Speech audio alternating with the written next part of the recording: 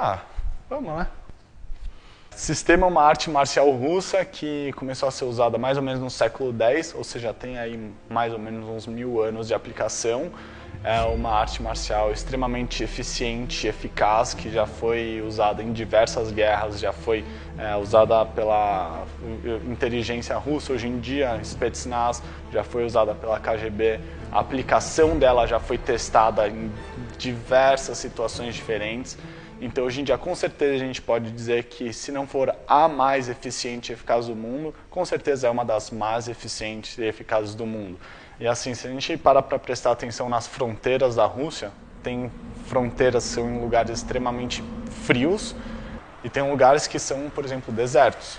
Então, ao longo do tempo, o sistema teve que ser adaptado para conseguir ser algo utilizado tanto num lugar muito frio, onde o chão é congelado e provavelmente você vai cair numa guerra, ou para quando você está num terreno, talvez numa montanha, talvez num deserto, como que você cria algo que, no geral, funcione para todas essas variáveis. Então, ao longo do tempo, ao longo desses 1000 anos, a gente vê pessoas que foram para a guerra e sobreviveram, voltando e trocando figurinha com pessoas que não tinham ido para a guerra ainda, ensinando eles a como lidar com os estímulos que eles passaram. Aí ele vai começar a contar e criar realmente uma cultura de guerra nesse sentido de vai trocando figurinha, vai compartilhando as experiências, eles foram começando a criar uma cultura marcial mesmo. E é muito interessante porque, se a gente parar para analisar a tradição da cultura russa, antigamente tinham muitos festivais nacionais com certas competições tradicionais. Se eu paro para analisar, assim, tem diversas atividades que eles faziam, por exemplo, luta com bastão ou uma espécie de luta livre, sabe? Eles tinham diversos aspectos marciais que eles criavam competições. Luta quando você está no chão, luta para derrubar alguém. Entende? Então, ao longo do tempo, eles foram criando realmente uma cultura marcial muito complexa e muito completa, porque foi sendo testada por muito tempo. Então, soma isso, a cultura da guerra, as tradições culturais que as pessoas iam pondo em prática e criando mais conhecimento de uma forma competitiva, e ainda por cima tem essa outra questão que é de aplicar os princípios do sistema para o seu dia a dia.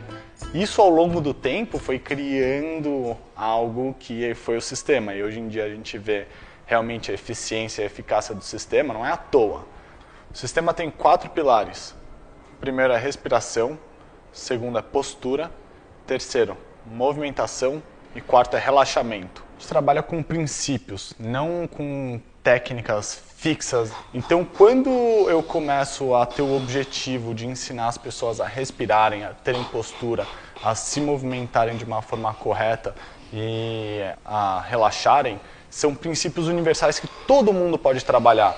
Então, eu ensino as pessoas a adaptarem a forma de respirar e a postura para o corpo delas. Então, por mais que seja a mesma aula para todo mundo, cada pessoa está criando uma coisa própria, individual e singular. Primeiro eu vou ensinar a pessoa a respirar. Tá? Depois que eu ensinar a pessoa a respirar, eu vou começar a treinar condicionamento físico com a pessoa.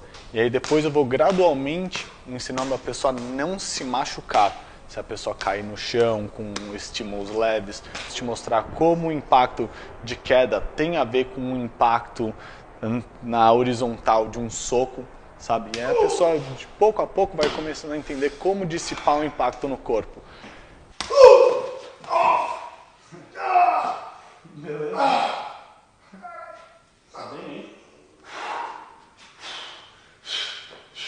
O sistema foi feito para terminar com uma luta.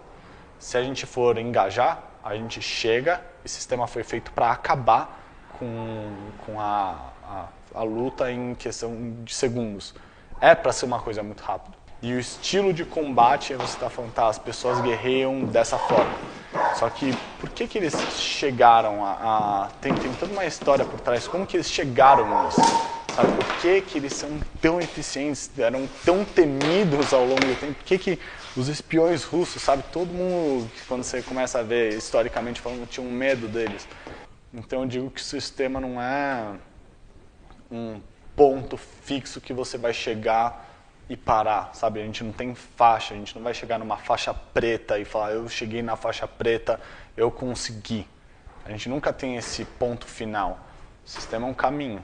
A ideia do sistema é que a gente continue, a gente sempre vai ter o que se melhorar. Quando você começa a perceber a relação entre respiração e o seu estado emocional e você começa a aprender a controlar o seu corpo, você começa a controlar o seu estado emocional. E aí você começa a criar consciência de que diversas vezes a gente é manipulado pelo nosso medo, pela nossa raiva. Então eu comecei a perceber como eu era reativo a diversos estímulos.